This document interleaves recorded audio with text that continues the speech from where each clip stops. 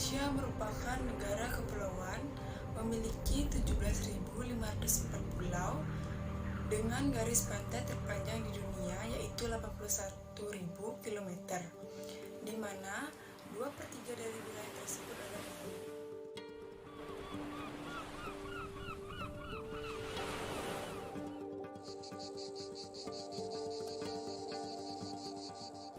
wilayah pesisir dan laut tidak pernah terlepas dari kegiatan ekonomi seperti perikanan, budidaya tumbuhan laut, pelabuhan, industri perminyakan, maupun pariwisata.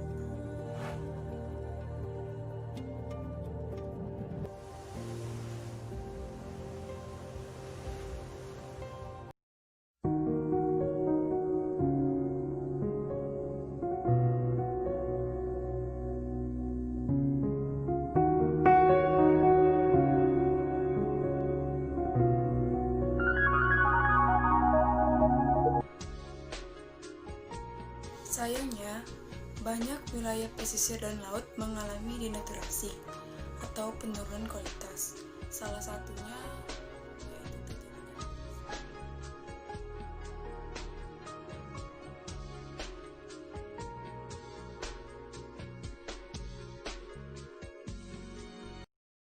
abrasi adalah suatu proses pengikisan pantai yang umumnya disebabkan oleh gelombang atau arus laut. Fenomena abrasi terjadi disebabkan oleh dua faktor.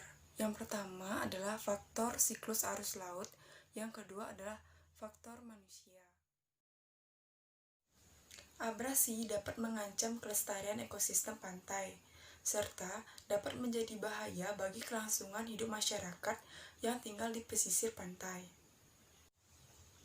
Abrasi juga menimbulkan dampak bahaya bagi perekonomian masyarakat pesisir, seperti sebagian tambak hilang, penurunan hasil produksi tambak, penurunan hasil tangkapan ikan, produktivitas lahan menurun, serta daya serap tenaga kerja menurun, sehingga akan berpengaruh pada penurunan pendapatan.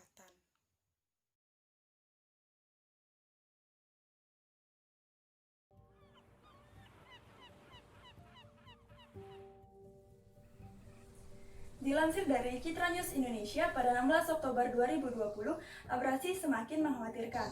Pemerintah diminta segera melakukan penanggulangan.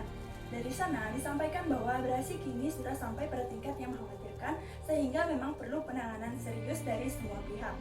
Kondisi abrasi kian hari kian kritis.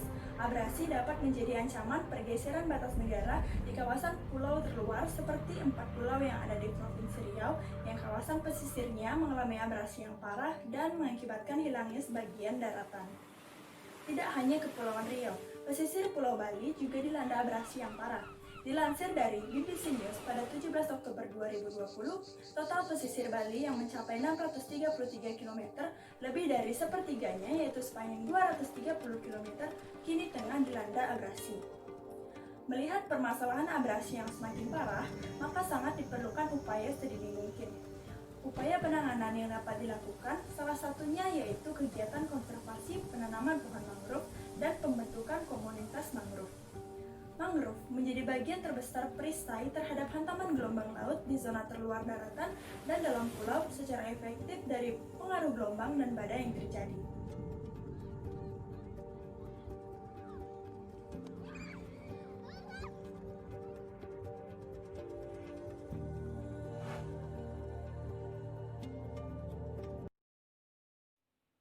Hutan mangrove juga memiliki sisi ekonomis untuk menunjang perekonomian masyarakat sekitar hutan, yaitu menjadi tempat wisata sebagai sumber kayu yang dapat dimanfaatkan sebagai pembuatan furniture dan sebagai tempat pertumbuhan bibit ikan baru.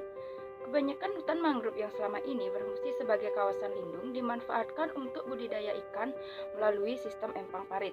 Jadi, mangrove selain bermanfaat sebagai sabuk pengaman pesisir pantai dari abrasi, mangrove juga memberikan keuntungan yang bernilai ekonomis bagi masyarakat pesisir pantai.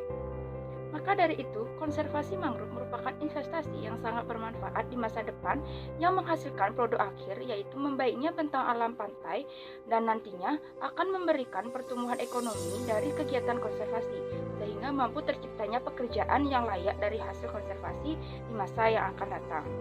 Semua pihak harus mampu saling berupaya mewujudkan daerah pesisir yang lebih baik dengan menggalakkan aksi penanaman mangrove sehingga permasalahan abrasi dapat perlahan teratasi serta dapat membantu masyarakat sekitar pesisir mencapai pertumbuhan kehidupan ekonomi yang lebih baik.